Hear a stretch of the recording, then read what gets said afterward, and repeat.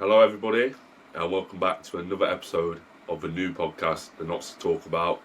Today, we quite literally have a lot of knots to talk about.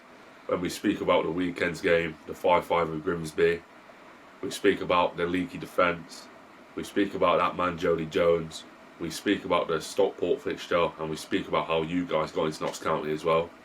But most importantly of all, before we start, Tom, how are you, brother? Yeah, I'm really good, thank you, mate. Looking forward to another episode. Really enjoyed the first one, and yeah, I just want to say to everyone, thank you so much for the support. It's been unreal, and yeah, looking forward to chatting a lot of knots. Like you said, there is a lot to talk about this week. Absolutely. And I'll just echo that as well. The support that we've had so far has been absolutely insane. Whether it's been on Spotify, X, or YouTube, the whole support has blew us away. The first episode now is on over 700 views, and to have that on your first episode as a new podcast is insane. But let's not go too much into that. Let's go straight into the stuff that we want to be here talking about. Tom, to begin with, what are your thoughts on the game from last weekend? Yeah, what a crazy game. Just want to put that out there straight away. Obviously, I know 5-all is a crazy scoreline anyway, but the way it played out was absolutely insane. We kind of said on the last pod that it was a bit of a free hit, so well, that's what I said anyway. And I wonder how you feel about it in terms of the result. I think like getting a point there was, a good result. Obviously, it's disappointing to be ahead, and we're going to talk about the defence. Obviously, to be leading in stoppage time and then to not actually get all 3 points is obviously quite disappointing. But I put a tweet out saying that we showed good character, and people kind of disagree with it because of that late equaliser for Grimsby. But what I would say is that I do think we showed good character. We were behind in that game, 2-0 down. We fought back. We haven't even got a proper manager in. As much as Jim is a brilliant guy, he's not the head coach permanently. So I think all things considered, it was definitely a good performance in the attacking third. Obviously, the same issues persist in terms of defence. But yeah, I was happy enough. What about you, mate? What did you make of it? No, look, I agree when you say we showed good character because, with all things considered, as you said, to have no manager for the last week and a half, to have Jim, albeit still a player but very good leader, to go 2-0 down, to come back into 2-2 for half time, to go 3-2 down, to bring it back to 3-all, 4-3 down, back to 4-4, and then to lead. We'll get onto that shortly. But for me, when you go 5-4 up in the 92nd minute with 3 minutes to go, you have to see the game out. But I do agree with you, that's good character, and that's good heart, because any other team would have folded in that situation. They got on and got beat 5 or 6-0 probably in this division, because that's how it goes. But ultimately, without a certain left wing back, we probably would have had a different afternoon. We'll get on to him eventually. But I just want to know from you, Tom, like, if there was a new manager in charge on that day, would you still seen it as a free hit? Because obviously, say if he came in on the week of the game, he would have had a few days with the squad. Would you have expected him straight away to have got the win, or would you have seen it as a game where okay, we'll pass up on Grimsby and then we'll just go against Stockport? Yeah, I think that's the thing. I think that's a great point. Is that we're in a really difficult position now because of the run of fixtures we've got coming up as well, which we mentioned last week. A new manager coming in is going to have a really difficult time, no matter who the manager is. Any new manager coming in is going to take time. Like when Luke Williams came in, obviously we got that opening day win against Maidenhead last season, but then we drew a couple of games and a bit of a stop-start. Obviously we didn't lose any games at the start, but we weren't winning as many as we would have liked. And I think whatever manager comes in is going to have that teething period. We're going to have, and because of the quality of the opposition we're facing, it's going to make it 10 times harder. So we're kind of in a really tough spot now because of that. I think maybe the next month, it sounds really pessimistic to say it's written off, but I think we've got to be targeting a really strong finish to the season. I wouldn't be surprised to see us drop out the playoffs in the next few weeks. And to be honest with you, I'm surprised we're still in there, given that even when Williams was in charge, we were kind of up and down.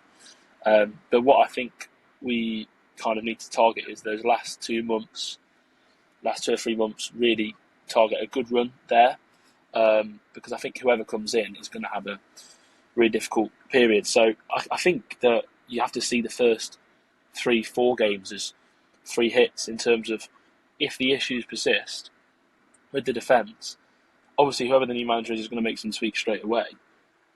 But it's not an overnight fix. We're in the middle of a season as well. It's not like Luke Williams came in the summer, when it's much easier to come in and implement your ideas. You've got pre-season. This manager's going to be thrown at the deep end. So I know we're going to talk a little bit later about who some of the managers' names, a few more names have been thrown up, but whoever it is, I think we've got to give them time. We've got to be patient. What are you thinking about it?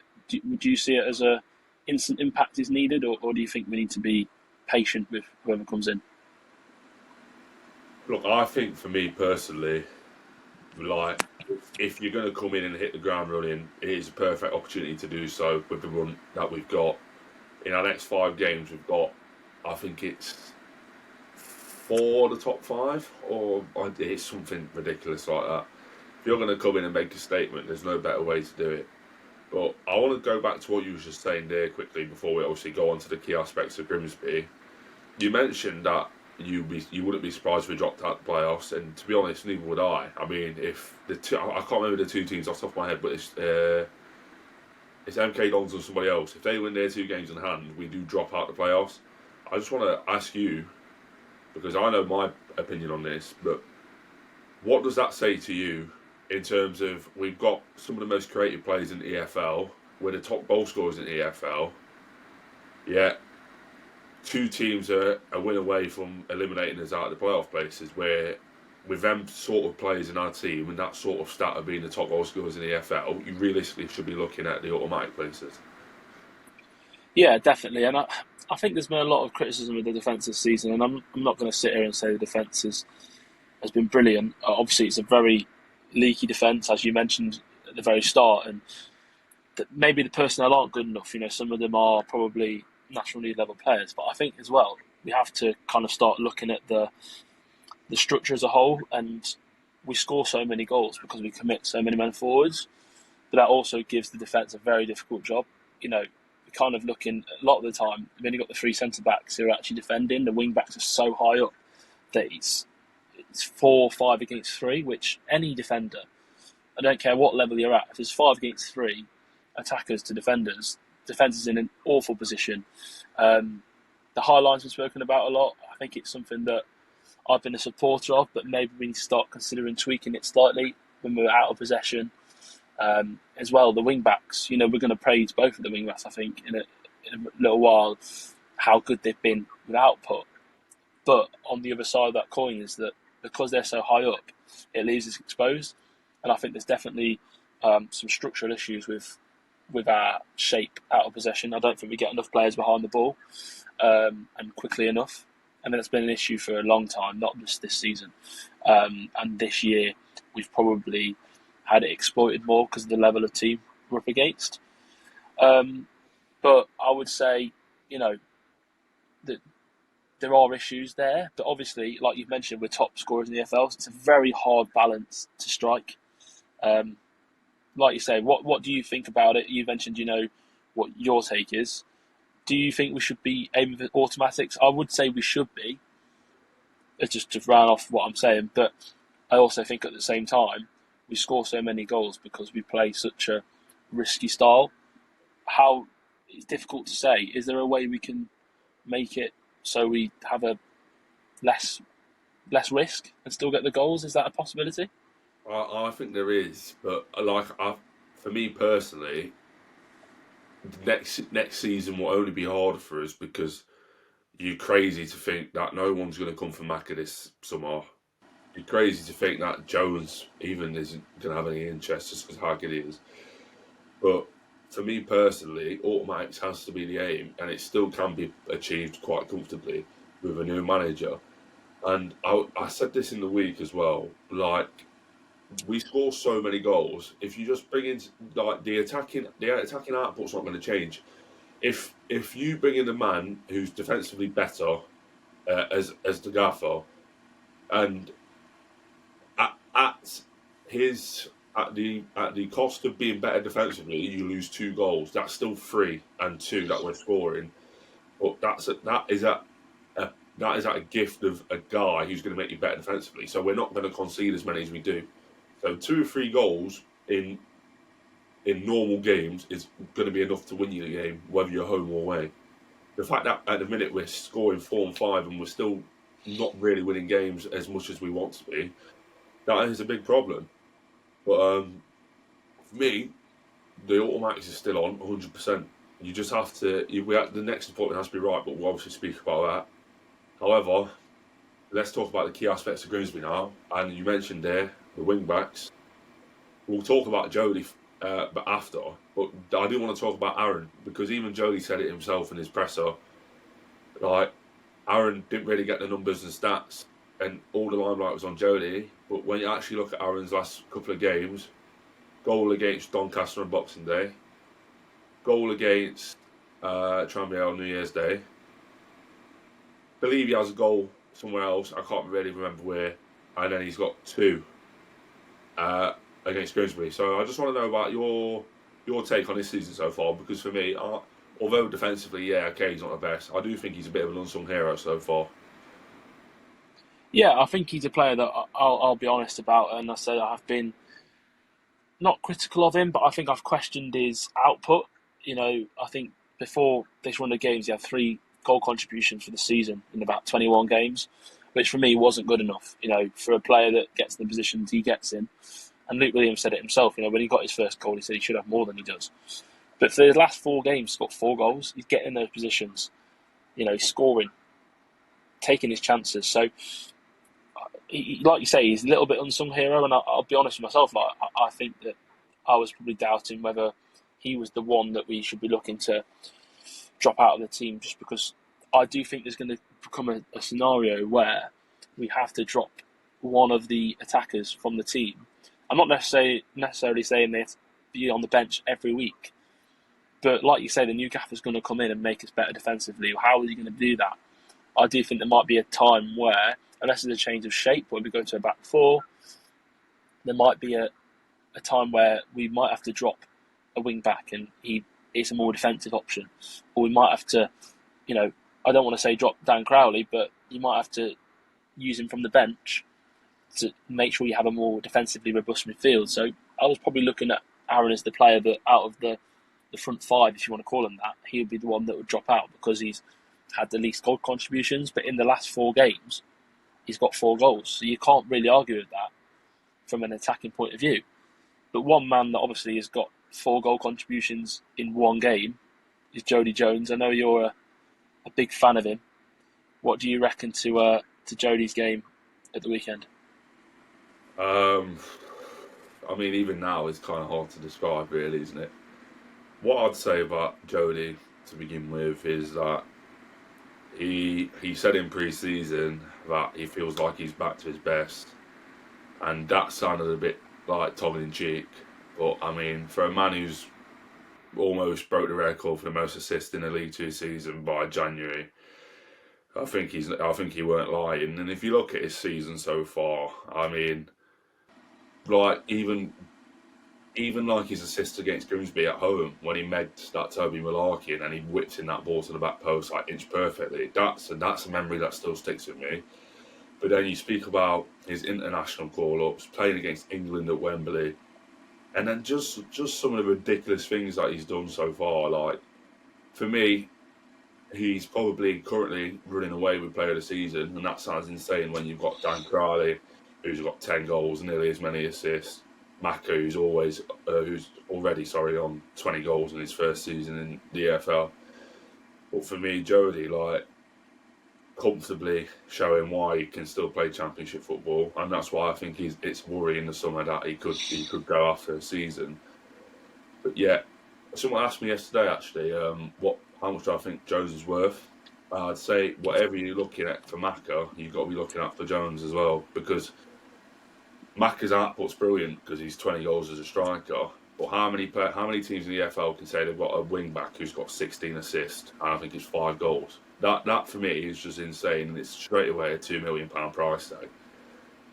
So if you were to sell him and Mac, that's 4 million, and we would be money bags not scanny again. So that would be quite interesting to see how we spent that. But I would be heartbroken if both left. So if they are both watching this, please don't leave. But no, Jodie, man. I mean, it's hard. It's hard to even like sing his praises high enough, because just when you think he couldn't get any better, he gets 4 goals in a game, 4 assists rather in a game. But I'm going to throw that same question back to you. I want to know what your take is on a player getting 4 assists in a game, but I also want to know what your take is on getting 16 assists by mid-January when the record's 18. Yeah, it's insane. It is insane. I think we have to be honest. Like, he wouldn't be at this level if it wasn't for injuries, and we wouldn't have him if it wasn't for injuries. So that'll be the one question mark over Jodi Jones is his injury record for teams higher up. But we're kind of. It sounds horrible to say we're blessed because of that happened. We've been blessed with his presence at our club because of that. Obviously, for his personal, I wish it never happened, but we've benefited from that, and he's grown as a player once again. He's only 26. Like, the guy has still got plenty of football in the tank, and he's shown. Hopefully, touch wood, he's injury free now. He looks healthy. He's back to his best. He's probably better than ever. I mean, he tore the League Two up in 2018. He's doing it again 5-6 years later, and he's probably got better, and he's in a different role. I think what's really interesting about his assist, I mean, at the weekend they were all pretty similar. The quality of the ball in was unreal. They're like, you can't defend those type of crosses. It's just perfect weight, perfect angle, perfect area he's hit with it. But that's the thing about Jodie. He's not just that. You could say that about Maka. He's got 20 goals, but he's playing in a system that gets him chances. Jodie's assists are a lot of the time down to his own individual quality. The quality of the ball into the box is just unbelievable. So I think he's a ridiculously good player. I've put a tweet out saying he's the best player in League Two, and it caused a lot of debate. And I think a lot of Wrexham fans would disagree and saying Elliot Lee. And look, Elliot Lee is a fantastic player, but for me, Jodi Jones is the best player in the league. And to be honest with you, he's running away with our player this season, which is mental to say, isn't it? 100%. And I did see that tweet actually that caused a lot of debate about Elliot Lee, and I will say as well, Elliot Lee is a very good footballer, and it would be quite a close contest between the two. And there's one more thing I would like to say. You mentioned it there about his injury record, and when Jodie first signed for the club, there was a lot of people that said he was rubbish signing because all his injuries. He's only played twice in, I think it was 4 years. I'd just like to say, semi-final goal against Bournemouth, the winner. He's won at Wembley and scored a penalty in the winning penalty shootout. Since then, in the summer, he's got an international duty for Malta, played against England in his own country, came back, went on international duty again, and played against England at Wembley. He's now got 5 assists in League Two, 16 assists. 5 goals in League Two, sorry. 16 assists from left wing back. So for anyone who told us that was a bad signing, shame on you. Now, 2 more things I want to talk to you about from Grimsby.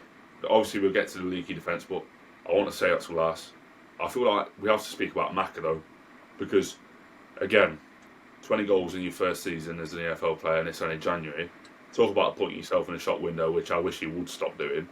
But let's talk about him, because now you get into a stage where, okay, at the start of the season, he didn't score in his first 3 or 4 games, but now you're getting the same Maka back who looks like he's going to have 30 by March. So let's just speak about him, and what do you make of him so far this season? Because I'm sure it's going to be another glowing review. Yeah, he's been unreal. He's been absolutely insane. I just want to echo what you said there. Like, him and Jodie are definitely in the shop window. They're putting themselves there. I don't think they're from the shop window from our point of view. We don't want them to go. But it's like Luke Williams. You can't stop these players going to the Championship. If an offer comes in, you can't stand in these people's way. It's their livelihood. It's their career. You know, your football careers are very short. So, look, Maka's fantastic. I think everyone that watches us week on week knows that. And I just want to say that hopefully we hold on to him. He's over halfway to the record of goals for this club. But I just hope we hold on to him. But at the same time, I don't begrudge him, Jodie, Luke Williams, any of them. That's not me trying to say that we should be looking to move them on. But it's inevitable that there's interest from higher up. I'm not sure how realistic the rumours are about Coventry and all that for Maka. But what I will say is that it's a compliment. We should be taking it as a compliment that these players are getting interest from the Championship. That is a huge compliment to us as a football club and them as players. What do you make of it, and what do you also make of the defence? Well, for Maka, look, again, another player who had his starters when he first signed for us in the National League, and people said, oh, he would never make the step up. Bang, he's broke every single record you can, got promoted at Wembley, scored 42 goals. He had the same again in the summer. People saying, oh, how's Langstaff going to be now? He's not playing against plumbers or in farmer leagues and all this and that. Well, he's top goal scorer in the whole EFL. He's got 20 in his first, 5 or 6 months as an EFL player. So for Maka, I think the easiest thing for me to say would be he has a zero ceiling. One day he will play in the Championship. Unfortunately, I can't see that being with us, because I think personally the summer you'll be looking at a big bid for Maka where the club can't turn it down. So enjoy him whilst he lasts, I guess. But I mean, the fact that you can say that he may only have 2 seasons here and he could be leaving whilst you've seen him score 70 plus goals in 2 seasons, absolutely insane. I would have loved him, and I'm saying this like he is leaving, but I would love him to see out his contract, because I generally do think, and it's not even unrealistic to say that, I do think there's an opportunity for him to become the club's all-time leading goal scorer. But I think, I don't see him seeing that out, because in that time, I reckon Notts are going to get blown away by a substantial bid that they can't turn down, especially after 50k investment. So unfortunately, that'll be a heartbreak that we're going to have to go through again. But as for the defence, and I just want to say before we speak about this, I love every single member in that back line, because they last year contributed to the best year that I've seen on the pitch ever, and that's why I've never criticised any of them publicly. Whether we've all got our opinions, but I don't think criticising them online helps. But at the same time, I can understand criticism, because what you can't do as a footballer is make so many mistakes and concede so many goals and then expect not to get criticised when people were spending so much money week in, week out and investing so much of their emotional strength, if you like, into it, and they're coming in, week out, and getting behind you and seeing you make these same mistakes. But obviously we have to talk about that, because it's another game where we've conceded 5 on the road, and that the 3 teams that we've conceded 5 against this season on the road: Colchester, Sutton, Grimsby. I think I checked before we came on here, 19th, 21st, 24th. I could have had that wrong, but it's not looking too good. So I just want to know, Tom, before we get my take on it, what's your take on the back line? I'm glad you mentioned individual mistakes, actually, because I've spoken a bit about the structure, and I will say that I think that they have a very difficult job at times. I think sometimes they're hung out to dry a little bit, because there's only 3 of them, they get overloaded. But there are individual mistakes, there are errors. Some spring to mind. I'm not going to go into and single people out, but I think every member of that back line has made an error this season, which has probably led to a goal or led to a really, really good chance. And of course, errors do happen, but like you said, some of them are they're not being fixed. I think there's a bit of both. I think there's a bit of individual quality maybe not being up to standard, or but that is definitely exacerbated by the fact that they are left exposed by the system currently. So I think there's a bit of both, and I'd never be too critical of individuals. Like you say, I'm not saying that people are wrong for criticising, because like you say, they invest their hard-earned money, their time, their support.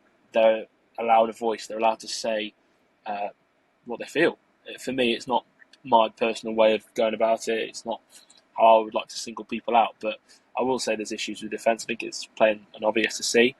And like you said, the teams that have put sort of 5 past us on the road aren't teams that should be doing that. So, and a lot of the time it's our own downfall. I'll throw it back to you. Obviously, you mentioned, have you got anything else to say on the defence? Well, look, I think There's an element of me that feels quite bad for him because every single week now there's a pressure on them, and every week, whenever you play for this club and a club of this size that get 10k at home consistently, and then they take 2,000 away consistently, you've always played under pressure. But now they've got that added pressure, and especially in a month like January, where you have to expect at least 2 incomings for defensive positions, so they're always constantly under pressure. And I feel like now we're getting to this stage of the season where people are reflecting on our attack, and they're saying there's a lot of tweets, and I saw one last night from Adam Summerton, who, shout out Adam Summerton by the way, what a guy. He was saying that, Notts' attack, they've got so many good players, and then he said, to finish off his tweet, it was something like, if they just sort out that defence, then maybe ... insinuating that, like, promotion, etc. But yeah, I just think if you're reading that as a defender at the club at the minute, and it's not even just that tweet, obviously, it's a number, it's numerous, but again, it all comes with a right, because these are people that are coming every single week and they're getting behind you. They want you to succeed. These fans aren't getting on your back because they want you to fail. They want you to succeed, because after last season especially, all everyone wants now is success, because we've had a taste for it. And when let's not like ignore the situation that we're in. Success is definitely still achievable this season. We have to just sort this out, because it's week on week on week now. Like you said, we're conceding far too many goals against teams we shouldn't even be conceding against. It's not even the 5 on the road. It's the 3 at home to Forest Green. And Mansfield are brilliant. Don't get me wrong, but we should not lose a derby 4-1 at home. That is embarrassing. Like, there's no two ways about it. It's simply embarrassing. And even against the teams like Wrexham as well, where it's 0-0 for until the 70th minute, and then we've shipped 2 goals and been beaten 2-0, like, it's just not been good enough. But again, I would never criticise any of them individually.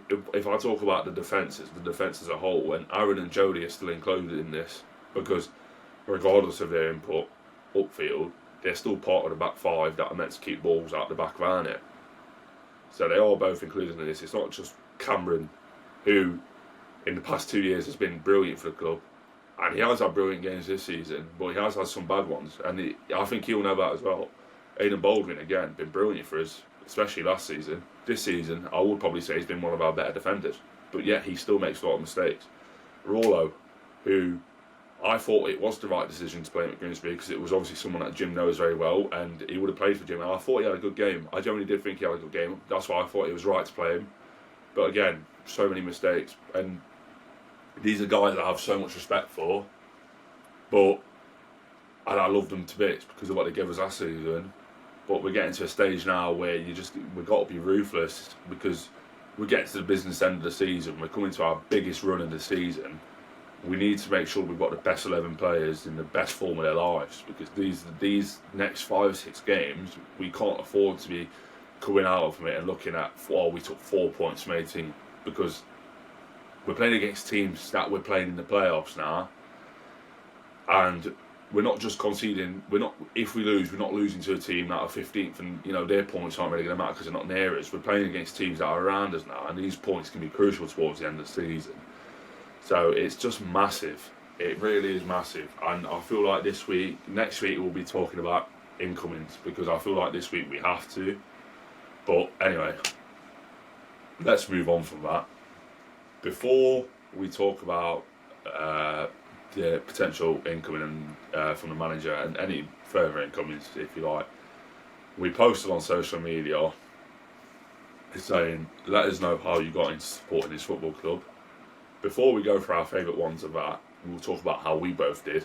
Starting with yourself, Bravo. Let the people know how you got into supporting this great football club. Yeah, I'll try and keep it brief, because I appreciate that we don't want to talk about it all day, and we want to hear your guys' stories as well. But obviously, I'm from Nottingham. I first went originally with my dad and his work colleague. This is years and years and years ago. But honestly, my passion for the club has really intensified over the last couple of years. When I went away to uni, I think I mentioned it before, I got a little bit homesick, and I think that really intensified my passion for the club. So, yeah, that's it. Very short version, but yeah, obviously it's a club that I'm from Nottingham, born and bred. So there's the link there. What about yourself? Yeah, look, it's no secret. I'm from Nottingham. I think the tone and the accent of the voice you can kind of get that. It's not always been Notts for me. That's no secret. But when it has been for nearly the past decade of my life, and I wouldn't change that for the world. I got into it from two mates who I will shout out, Connor Oldham and Josh Murphy. That they're not even just two mates. It's deeper than friendship with them. That's like blood brother, but not with the same parents. But anyway, that's for another day. Connor was on holiday, he gave me a season ticket. I went with Josh. We beat Newport 4-3, and then ever since then, it just kind of stuck with me. I was birthed and brought up in a family of Forest fans. I'm the only Notts fan in the family. I wouldn't change that for the world. My passion for this football club, the love that I have for it, the way that I feel when we get beat, the way that I feel when we win games, the way that I feel when I can put out positive and good content, the way that I feel when I can positively interact with people online, the way that I felt after Wembley. It made everything about the experience of supporting the club so far the best possible, and I wouldn't change that for the world. But now, and I apologise because we are going to have to go on our phones for this, it's not unprofessional, but we want to read some. Let's talk about our favourite ones from that tweet that we put out in the past week. Yeah, so there's one here from Brazilian Fury. He has put, so long story short, I started following the team due to getting into Welcome to Wrexham Season 1 and checking on the 22-23 campaign results. Loved the style of play and guys behind it. Ended up doing a whole video essay on the team last May, and Notts basically became my English club. So we've got fans, we're starting off with a worldwide introduction there from Brazilian Fury. So thank you for that, Chris. And have you got one you want to read out? Yeah, I do. There's one from Alex. I'm not sure what his last name is, but he will know that this is his. He said it came all through my granddad. He took me to my first ever game during the 2009-10 season, and ever since then I've been going with him since. And I feel like if for me personally, if I could have had something like that where I went with a granddad, it would have been a deeper love for the football club. Don't get me wrong, but to go through the 2009-2010 season, where obviously we won the title, I think there's no better place to start, especially for a young guy like this. And it would have been easy for him. And again, it's not always been Notts for me, so I can't really relate to this. But it would have been easy for Alex to obviously be, your United, your City, your Liverpool, your Chelsea, all these sort of teams through school. Because obviously in Nottingham, we're not blessed with that team that have been massive. And we've got two football clubs, obviously Forest and Notts, and a lot of kids did support him in school, but the majority of kids support Premier League clubs. So obviously for him, it would have been easy to be influenced and gone, oh, okay, I'll support one of these two. But no, he stuck to his core, followed his granddad's beliefs, and now he's a Notts fan. So it's brilliant. Have you got one more? Yeah, I'll go for a light-hearted one here. This is from Chris Barker at Sir Barks. He put, as a kid, was at a birthday party and there was an obnoxious boy there wearing a Forest shirt. Me and a mate vowed to support Notts. We both started going a few years later, being a season ticket holder pretty much since. So a bit of a funny one there, obviously, my birthday party. Someone being rude, a Forest fan. And I'm sure that's not representative of the whole Forest fan base, but glad that he picked Notts there. Have you got one more? Yeah, so we'll go through the Kieran. We've got Kieran Ashley Scott. He said, my granddad took me to my first ever game. We won tickets from BBC Radio in Nottingham, I think that is, yeah. They used to have a football quiz question at half time. You would phone up with your answer, and then the winner would be pulled from a hat at half time, at full time rather than the rest is history. And I picked this one because my first ever football game was through winning tickets, so that's relatable for me. But yeah, my dad won some tickets, so I think we got given it from school and we both went. I can't obviously remember it, obviously, but we were obviously super young. But me and my dad relate so much off football. So obviously to have that experience, obviously I can't remember it, but for something that he can remember, and then look at me now doing all this in the industry, wanting to go through the industry, obviously doing what we do now. We're sat on a podcast that we didn't have a few weeks ago talking about football. So for him to see this, having that memory, whereas I don't have that memory, but obviously being there present is obviously something I can relate to. So that's why I picked that one out. But obviously, guys, thank you so much for submitting all your stories. We're going to do more like that because this is a good segment to have in where we can get obviously your guys' views as well and your stories. But obviously the biggest question we can have at Notts right now is who's going to be the next manager. And Tom, you do a lot of Fred work. This is probably a question that you can answer quite well. Who do you reckon will be next? Or who do you want to be next? Because I've seen some of your names. I've seen the Danish Luke Williams that you've been talking about. Obviously, you know a lot of people as well, Stuart Maynard, and he's massively, I don't know if he's interested, but I'm sure he would be. But I mean, in terms of like the loop of managers, he's always in the conversation. So I guess what I want to know from you is who do you want next, but who do you think will be next? Yeah, and just to reiterate what you said about we're going to read some more out. We'll read some more out next week. And we've also got the YouTube comments. You can leave comments below, and I think we've got also a new feature on Spotify where you can leave Q&A. So you can also check that out. That's from producer Charlie. He's the one setting it up. Another shout out for him. But in terms of the manager, yeah. So this week I actually spoke to the current bookie's favourite, Morten Dam Kiergaard from Aarhus Frehad in Denmark, and I won't give away everything we said, but and he was very respectful about his current employers. He didn't come out and say, yes, I definitely want the job. He didn't come out and say, no, I'm not interested. It was very respectful. To be honest with you, I haven't got any inside. I couldn't work out if he was interested or whether he was in talks. I couldn't get any sort of any sort of gem on that. I just spoke to him and he was very respectful, but a very intelligent guy. Seems to suit what we would be looking at. But as I say, I've got no concrete to say yes or no there. It was very much up in the air after that conversation. And obviously, again, as I've mentioned the bookies there. Please do bet responsibly and gamble responsibly if you do. But he's currently the favourite. And as you mentioned, Stuart Maynard, he's currently second favourite again. A manager who I'm a big fan of. That's very open on my socials. I'm a huge fan of his and his style. But yeah, we're no closer from anything I've heard to appointing a new head coach. And we're going to talk about Stockport obviously next. Just before we do talk about Stockport, do you think we need a new head coach in before Stockport, or do you reckon it might be rolling on to even next week before Barrow? Look, I think what you can say is with that, if it is after Stockport, at least it's Stockport at home, because normally when you have a home game with a caretaker, the noise of your home fans and the way the fans can get behind you can stir you on and get you through a performance, whereas if you was away with a caretaker with a smaller following, you'd probably struggle a lot more. So at least there'll be that aspect of being at home with a big following to bounce off as well, because Stockport are going to bring a lot. But yeah, for me personally, I said after the game on Saturday that would be Jim's one and only.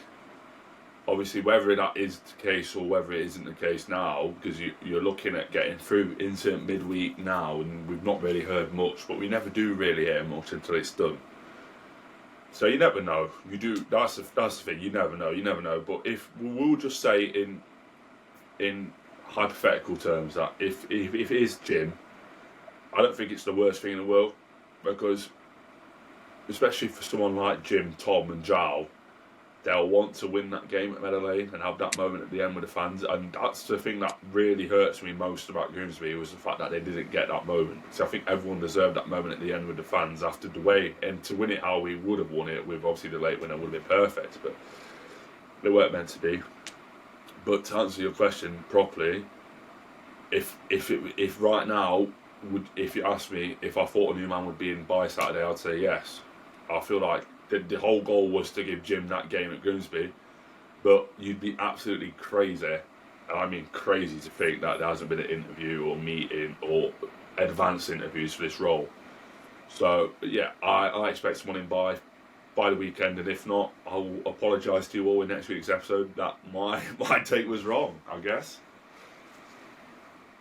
Yeah, so I guess we'll head into the chat with Stockport now, and then we'll wrap up after. So guys, we're back for the Stockport preview. Same setting for me, different for Tom. But what I do need to say is, obviously, we did have a guest planned. We had Sam coming on, big Stockport journalist. Was really hoping he would come on, but he's had a family emergency, and some things are just bigger than obviously coming onto the podcast. But obviously, again, whatever's happened, we wish him obviously all the best with that. But as we go forward now, we're looking forward to head to the weekend at Stockport. The league leaders, Tom, what have you made of them so far? Yeah, they've been unreal, to be fair to them. Like, they're obviously top of the league, like you say. And a little bit like ourselves, they've been forced to come again. Like, they've had injuries. They've got a really bad injury crisis at the minute. And obviously we saw Jay Richardson play against us last time, pretty much up front, but he's been recalled, and I think they're sort of without a right back at the minute, unless they brought someone in that position in the last couple of days. So they are a little bit frail themselves, but like they're so good because they keep getting points. That's what sets these teams apart. Are the teams that can sort of come through these crisis, if you like, and push on. And they lost to Mansfield, who are their like one of their title rivals, just 2 games ago, and yet they've picked up points since then and look like they're back in control of the title race. So yeah, it's going to be an interesting one. Obviously, when we played them, I don't think we saw the best version of them. So from what our evidence of what we've seen of playing us, it's probably not the most intimidating game. But in terms of their whole season, like, they've been sensational. No, for sure. And I think from what we know from Stockport as well, from obviously when we was with them in the National League, and obviously they won that, and that was them competing against a good Wrexham side. So I think when the tough gets going, I feel like for me they will probably go on and win the title. Obviously, it's a long way to go yet, but obviously you have Mansfield and the likes of Wrexham. But like I've just said there, from what we know and what we've experienced from Stockport, when it gets going, they can be ruthless and they'll just start winning games. I mean, they've proved it already this season, so they are my tip to win it. But when you come to Meadow Lane and you're a big team, this crowd gets up for it. But there's one man, obviously, in that Stockport team that's returning to Meadow Lane for the first time since his departure, and that's Carl Wootton. And obviously, we know now, obviously, he scored a lot of goals for us, but obviously, Mac has pretty much nearly doubled him. But that takes away nothing from Kyle, because he's obviously a very good forward, and I'm sure he'd be relishing the opportunity to come back and play against us. But Tom, for me, he's almost been like a new signing for Stockport, because obviously Louis Barry got injured, but then sort of at that time, that was when Wootton was coming back from injury. So I just want to know what you make of his season so far as well, because obviously he has chipped in with a few goals, scored against us in the first fixture. So yeah, just a penny for your thoughts on him. Yeah, I was a big fan of Carl when he was here. I know he split opinions within the fan base. I always thought he was, he led the line well. He had a thankless task at times, and yeah, I mean he worked hard, and yeah, he's not a natural goal scorer in the same way that Macca is, but he's got other qualities. And I think as a fan base, Stockport absolutely love him. Like, they definitely appreciate him more than we did, I think. And perhaps he's a forward that sort of suits their style more. But like you said, you hit the nail on the head there about, Louis Barry was on fire for them, and then he gets injured, unfortunately. It looks like he might be back before the end of the season for them, which will obviously be a big boost for their title hopes. But Wootton stepped up, and that's the thing with them. They've got Nick Powell as well, who's not really played a lot this season, and he's had a little cameo in the last game for them, I think, as well. They've got plenty of quality. They've recalled Connor Lemony Evans as well, the Lemon, who obviously we had on loan for a very brief stint last season. He might be playing the game at Meadow Lane at the weekend as well. So they've got plenty of cross connections there, for sure. And I hope we give Kyle a good reception. He was a good servant for the club, and I wish him all the best. Obviously not on on Saturday. Hopefully he doesn't get on the score sheet then. But it always brings me joy to see him doing well because I really liked him. Us both, mate. Us both. And I do think if he had stayed and played under someone like Luke Williams, he would have got the same return as... Well, not the same, because Mac is a bit...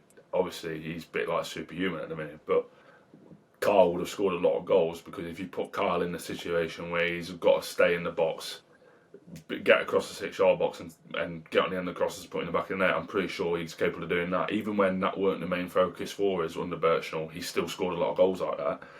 But obviously... From for this podcast and from our point of view, this is we focus on the Stockport side and what they're going to bring, but now we have to talk about what we're going to bring to the table on this weekend.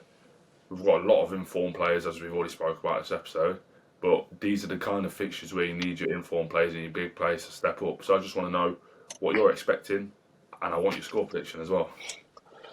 I think we're going to get much more of the same. I think it'll be the same again. I think we're going to go for it. I don't think we're going to change under Jim. If there's a new manager in by Saturday, there's only still half a week left. There might be someone in. We might see a little bit of change. But I think under Jim, they're going to try and keep everything the same. I don't think they're going to try and change much. It makes sense in a way. Obviously, we have got issues defensively, but there's no point really him trying to change anything too big when a new manager's going to come in and might have his own ideas. So I think he'll try and keep things consistent. I think we'll go for it. I think that's the best way to go at Stockport. We had a good go against them and we got better of them at times. And look, on our day we can blow anyone away, obviously. Like, we've got that ability. Like you've mentioned, we've got the informed forwards, the Meadow Lane crowd behind us. I'm going to be positive. I'm going to go for another draw because Stockport have got so many injuries themselves as well. I'm going to go 2-2. I think it's going to be an open game. And I'm going to go 2-2. It could go either way. I know it's me sitting on the fence a little bit, but I want to be positive going into this one. Stockport are a brilliant side, don't get me wrong, but we gave them a good game at their place, so I'm going to go 2-2. What about yourself? Yeah, I agree with you. I think, look, we're going to go for it. There's no reason why not, especially if Jim's in charge. But regardless, even if it is a new man in charge, we're still going to go for it. If it's Jim, he's going to want to obviously get the win for the fans and the team as well, because we do need it. But a manager, if it is a new manager, he's going to come in, he's going to want to get the first win on his belt. Everyone wants to do that. But I think it's going to be 3-1 either way. And I say either way because I reckon half-time it goes in at 1-1. And then I reckon whoever comes out and gets the second will go on and get the third because of the other team trying to equalise late on and then they get caught out on the counter. So that's why I think if it is going to 1-1 and we get the second goal, we'll get the third because we are good at breaking away. We've seen that so many times this season. But again, league leader Stockport, you can never write them off. But this is the problem now. You get to this stage of the season where you look at where we are on the table, when you look beneath us and everything's close, and you look above us and a few wins will take you back up there. So it's going to start getting really tense, and this is where obviously 3 points matters in every game, but in games like this they matter that little bit more. And especially when you consider the run that we've got, like we mentioned earlier in the episode, it's what 4 or 5 of the top 6 that we're playing in the next space of the month and a half. So yeah, it's going to be difficult, but obviously to wrap up this episode, there's obviously a few things we'd like to say. Obviously, first of all, being again a massive thank you for the support so far. I mean, we speak every day. Me, Tom, and Char, who obviously you can't see, but he's here. Look, 600 plus ex-followers, 100 plus subscribers, 700 plus views on YouTube. Sorry, you look at the Spotify, that's going really well as well. And we've only put one episode out. We've not even had a guest on yet. And yeah, obviously we're both very grateful for that. Secondly, obviously as well, we mentioned it, I think it was you, Tom, who touched on it to begin with in the episode, but obviously there's a Q&A section now on the Spotify. If there is any questions that you want us to answer in future episodes, please, and this may be the producer Charles pushing me to say this, please use it, he's set it up, and we would absolutely love to answer any questions you've got. Anything else you'd like to say, Tom? No, just to reiterate what you said, like, thank you for all the support. It's brilliant. Obviously, get behind them this weekend. You know, there's a chance, looking at the fixtures, I think Barrow play Crewe, so there's a chance at the top end to maybe gain some points. And if we don't pick up the points, it's not the end of the world, because at least one team in the playoffs is going to drop points this weekend. So lots to be positive about. And in terms of the pod, yeah, like, thank you for all the support. Obviously, any shares, likes and comments and subscribers, it all helps us go a long way. We're obviously new to this, so I'm sure we'll have these outros a little bit more polished in future. But yeah, the subscribe button helps us massively.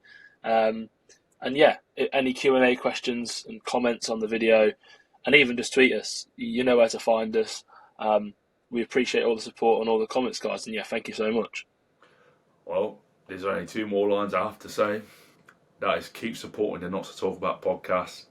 But most importantly of all, come on, you boys!